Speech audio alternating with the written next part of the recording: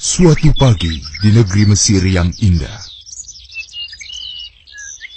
Subhanallah, alhamdulillah, wa la ilaha illallah. Subhanallah, alhamdulillah, wa la ilaha illallah. Tahukah kalian bahwa Allah menciptakan langit berlapis-lapis? Dan tahukah kalian bahwa bumi tempat kita tinggal ini bergerak mengelilingi matahari sehingga ada siang dan malam? Allahu Akbar. Allah Maha Besar. Katakanlah, apalagi keajaiban alam ini, wahai Musa? Di antaranya Allah menciptakan langit tanpa tiang, hewan dan tumbuh-tumbuhan yang ribuan jumlahnya, dan masih banyak lagi keajaiban Allah yang lain. Subhanallah, Maha Suci Allah yang telah memberikan ilmu yang banyak kepadamu, wahai Musa. Pengetahuanmu sungguh luar biasa, wahai Musa. Aku pikir engkau adalah orang terpandai di bumi ini. Ya, betul sekali. Aku pikir juga begitu. Engkau pasti orang terpandai di bumi ini, bukan? Ya, begitulah.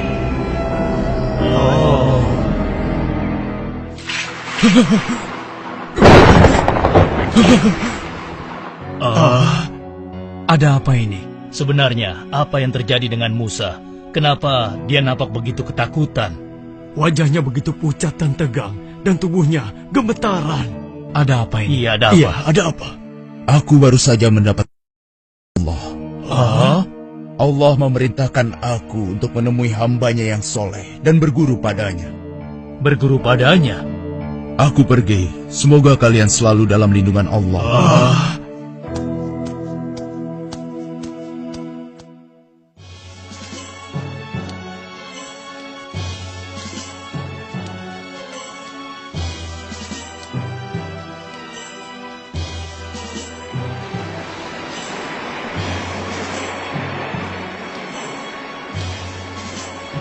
Wahai Musa, aku ingin bertanya, kemana sebenarnya kita akan pergi?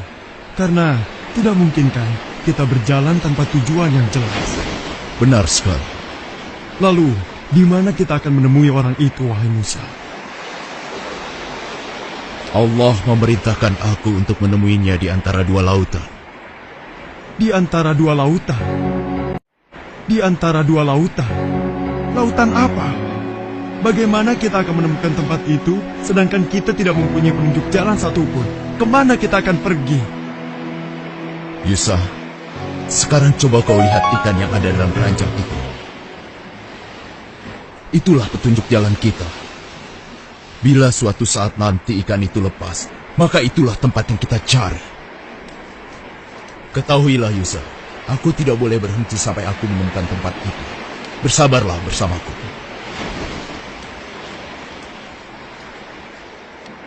Mereka sampai di sebuah batu yang menjorok ke laut. Dan di antara dua laut, nampak ada batu yang bertopi.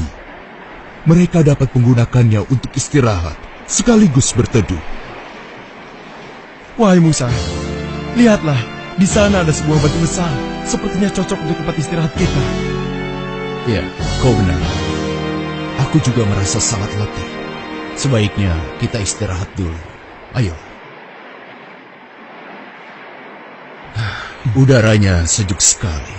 Bila kau ingin tidur, tidurlah sejenak, wahai Musa. Aku yang akan berjaga di sini. Baiklah, aku istirahat dulu. Beritahu aku jika ada sesuatu, mungkin itu petunjuk. Jangan khawatir, Musa. Aku akan menjagamu dan memperhatikan keadaan sekitarnya. Baiklah, terima kasih. Semoga Allah melindungi kita.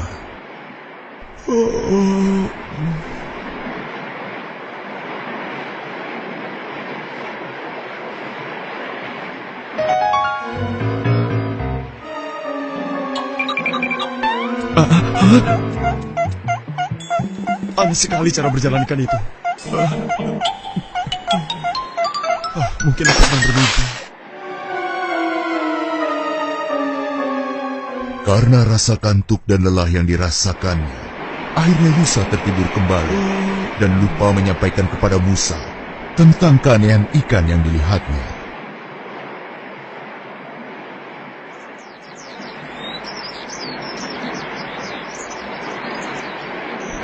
Alhamdulillah, hari sudah pagi rupanya.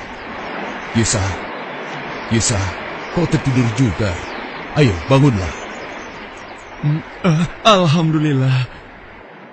Maafkan aku, wahai Musa. Ya sudah, tidak apa-apa Yusa. Justru aku yang seharusnya minta maaf karena membiarkanmu terus berjaga. Tapi selama kau berjaga, apa kau melihat sesuatu? Seingatku, aku tidak melihat sesuatu yang bisa dijadikan petunjuk jalan. Kenapa kau melamun, Yusa? Ayo, kita lanjutkan perjalanan. Iya. Kau melamun, Yusa. Ayo, kita lanjutkan perjalanan. Iya.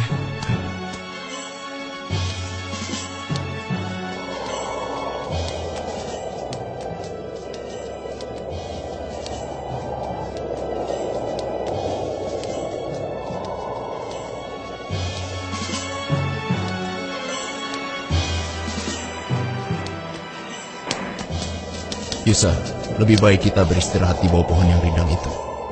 Baiklah. Wahai Musa, apakah kau masih belum merasa lapar? Iya, aku juga sudah lapar. Bukalah perbekalan kita. Aneh, sudah sejauh ini aku belum mendapat satupun tanda-tanda akan orang yang aku cari. Ya Allah, wahai Musa, maafkan aku. Aku baru ingat kalau... Kenapa Yusa? Ada apa? Berjanjilah bahwa engkau tidak akan marah padaku, wahai Musa. Baiklah, katakan saja. Sebenarnya, saat kita beristirahat di batu besar tadi, ikan itu berjalan dengan cara yang aneh hingga dia melompat ke laut. Aku sempat melihatnya, tapi aku sangat mengantuk sehingga aku lupa menyampaikannya padamu, wahai Musa.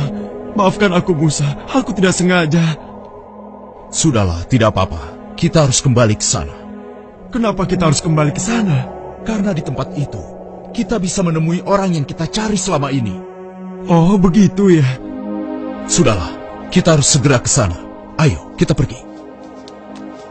Musa pun segera mencari orang yang dimaksud, dengan ditemani oleh sahabatnya, Yusa.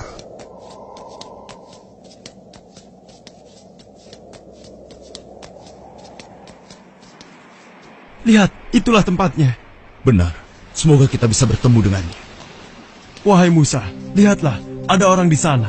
Siapakah dia? Apakah orang ini yang bernama Khidir? Assalamualaikum. Semoga Allah melimpahkan keselamatan untukmu. Waalaikumsalam. Di manakah keselamatan dapat aku cari?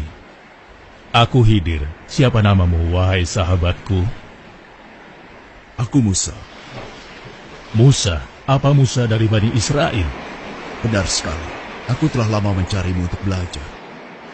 Untuk belajar kepadaku. Apa kau yakin? Iya, aku yakin sekali. Lupakanlah Musa. Kau tidak akan mampu belajar bersamaku. Percayalah padaku. Aku telah berjalan jauh untuk bertemu dan belajar padamu. Tidak Musa, engkau tidak cukup bersabar bersama aku. Demi Allah, tekadku sudah bulat. Berilah aku kesempatan. Baiklah, kau boleh ikut. Meski aku tidak yakin, ikutlah. Ayo kita pergi. Kemudian Khidir dan Musa melanjutkan perjalanan. Walaupun dalam hatinya, Musa belum dapat menerima perbuatan Khidir. Namun dia berusaha bersabar dan melanjutkan perjalanan bersama Khidir. Permisi, Pak. Oh ya, ada apa ya? Kami sedang dalam perjalanan. Kami membutuhkan tempat istirahat dan sedikit makanan. Oh, begitu. Lalu? Bila Bapak tidak keberatan, adakah yang bisa membantu kami? Maksudnya minta makan? Wah, Bapak salah alamat. Lagi pula kami bukan orang kaya. Walaupun kami punya uang, kami tidak akan memberikan imbalan apapun. Enak saja kau minta-minta seperti itu. Benar, tenaga kalian masih kuat kan? Seharusnya kalian bekerja dulu, baru minta makan dan minum. Sudahlah, pergi lebih baik saja kalian dari cari sini. orang lain saja. Iya, benar. Yang berbaik hati memberikan makanan dengan Ya, cuma-cuma. cari orang lain saja. Sudah, pergi sana. Pergilah, jangan ganggu kami.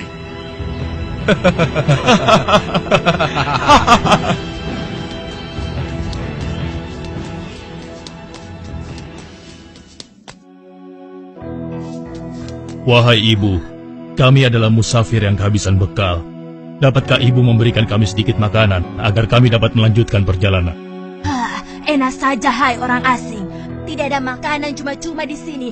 Pergi kalian segera. Aku tidak ingin warungku sepi karena ada orang miskin dan bau di sini.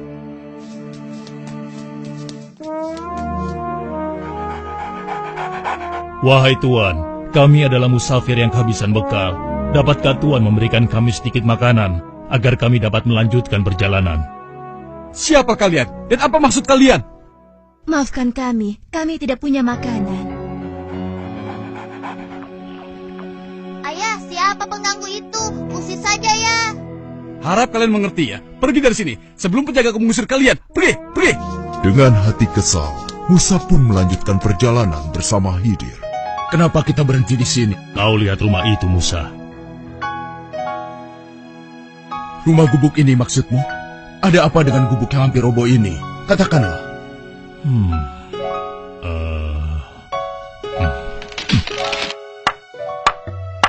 Untuk apa dia melakukan ini? Wahai Khidir, hamba Allah yang soleh, perbuatanmu sungguh terpuji. Kau perbaiki gubuk ini hingga dapat tegak kembali. Tapi, bukankah kau dapat meminta upah atas pekerjaanmu ini? Dengan upah itu, kita dapat membeli makanan sehingga kita tidak dihina.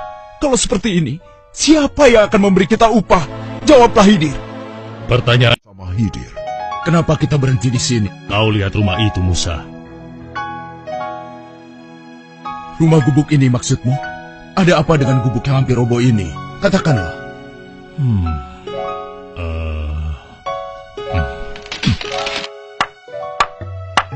Untuk apa dia melakukan ini? Wahai Khidir, hamba Allah yang soleh, perbuatanmu sungguh terpuji. Kau perbaiki gubuk ini hingga dapat tegak kembali. Tapi, bukankah kau dapat meminta upah atas pekerjaanmu ini? Dengan upah itu, kita dapat membeli makanan sehingga kita tidak dihina. Kalau seperti ini, siapa yang akan memberi kita upah? Jawablah, Khidir. Pertanyaan ini adalah tanda akhir perjalanan kita. Engkau yang menawarkan kesepakatan ini sebelumnya, bukan? Maafkan aku, Khidir. Aku hilaf. Ketahuilah, Musa, bahwa dari semua yang telah aku lakukan selama perjalanan bersamamu, tersimpan hikmah yang besar. Engkau pasti bertanya-tanya kenapa aku melakukan semua ini.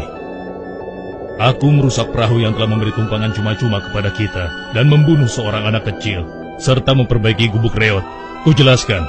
Pertama, kenapa aku merusak perahu milik nelayan miskin itu? Karena di seberang lautan sana, ada seorang raja yang akan merampas semua perahu yang masih bagus dengan baksa. Dengan merusaknya, insya Allah, perahu nelayan itu tidak akan diambil oleh raja itu. Sedangkan anak laki-laki yang aku bunuh dan kau begitu keras menentang perbuatanku, dikarenakan kedua orang tua anak itu adalah orang-orang yang beriman kepada Allah. Sedangkan anak itu nanti ketika dewasa akan memaksa kedua orang tuanya menjadi sesat. Aku diperintahkan Allah membunuhnya. Aku berharap Allah menggantinya dengan anak yang soleh, anak yang beriman kepada Allah dan berbakti kepada kedua orang tuanya. Dan gubuk itu adalah milik dua orang anak yatim piatu. Yang ada di dalam tanah gubuk itu tersimpan harta warisan dari kedua orang tua mereka yang soleh.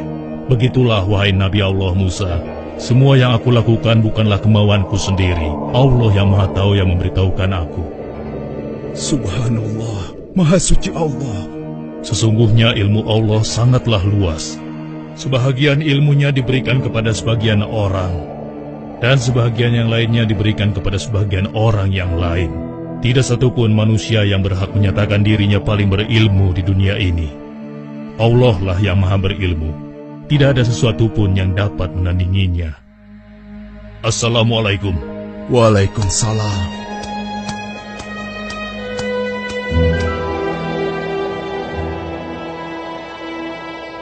Dan tidaklah kamu diberi pengetahuan, melainkan sedikit.